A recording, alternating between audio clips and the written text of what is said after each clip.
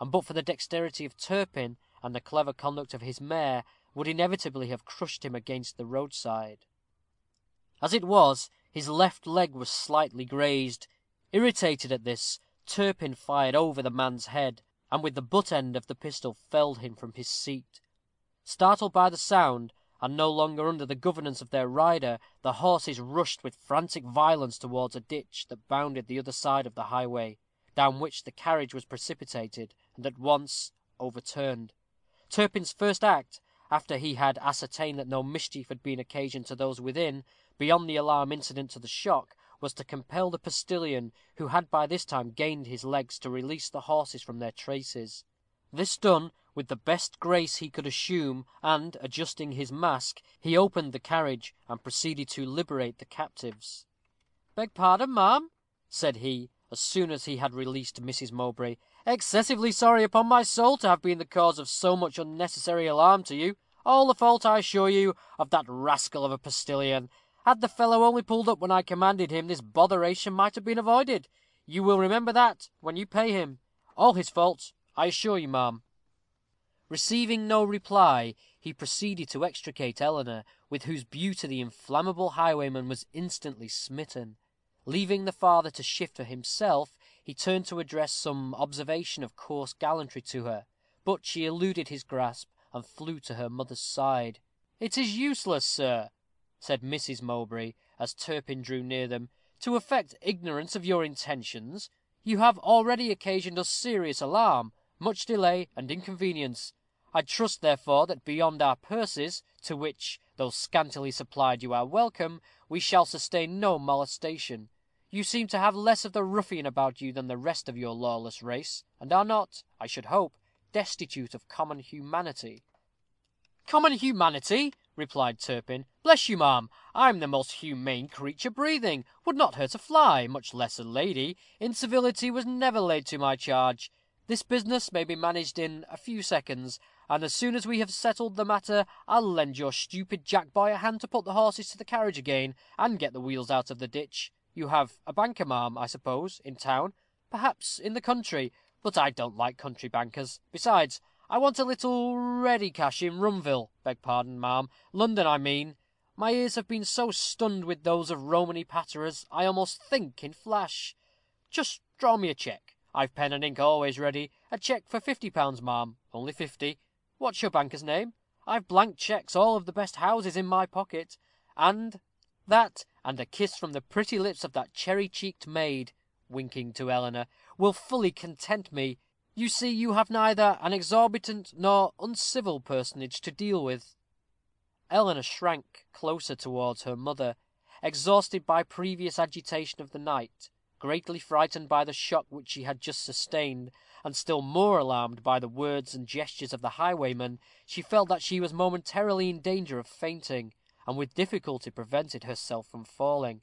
The priest, who had succeeded in freeing himself from the carriage, now placed himself between Turpin and the ladies. "Be satisfied, misguided man," said the father, in a stern voice, offering a purse, which Mrs. Mowbray hastily extended towards him, "with the crime you have already committed, and seek not to peril your soul by deeper guilt. Be content with the plunder you now obtain, and depart. For by my holy calling, I affirm to you, that if you advance one footstep towards the further molestation of these ladies, it shall be at the hazard of your life." "Bravo!" exclaimed Turpin. "Now this is what I like. Who would have thought that the old autumn baller had so much pluck in him? Sir, I commend you for your courage, but you are mistaken. I am the quietest man breathing, and never harm a human being. In proof of which, only look at your rascal of a postilion, whom any one of my friends would have sent post haste to the devil for half the trouble he gave me.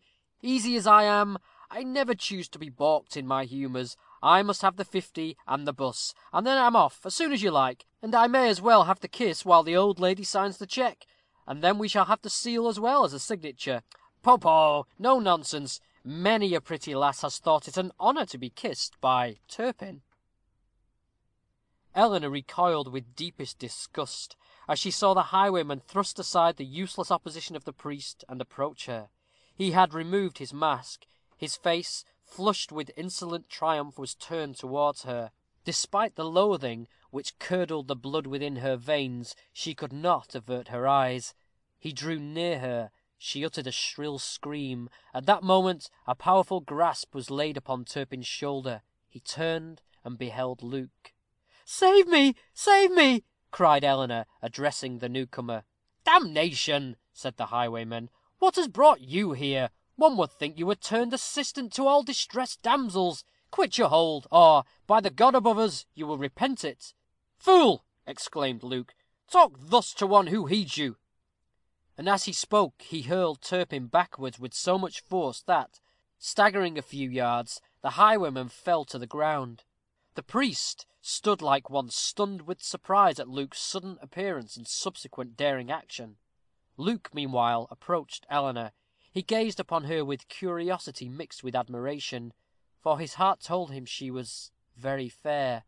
A death-like paleness had spread over her cheeks, yet still, despite the want of colour, she looked exquisitely beautiful, and her large blue eyes eloquently thanked her deliverer for her rescue.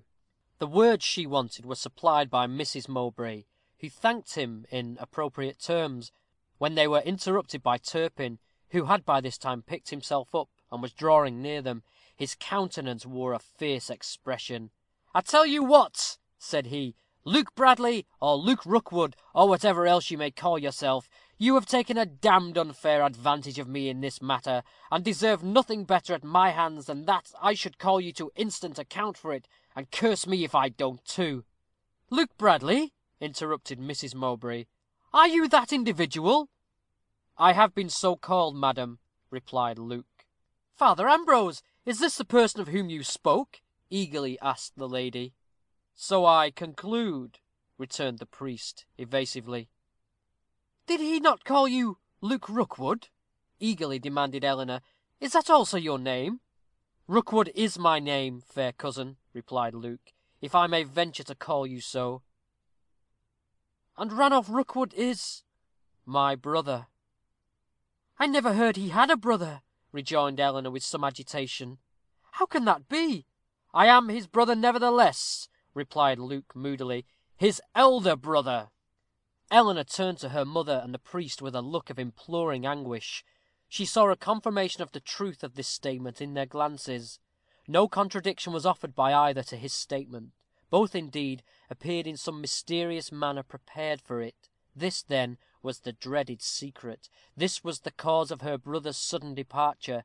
The truth flashed with lightning swiftness across her brain.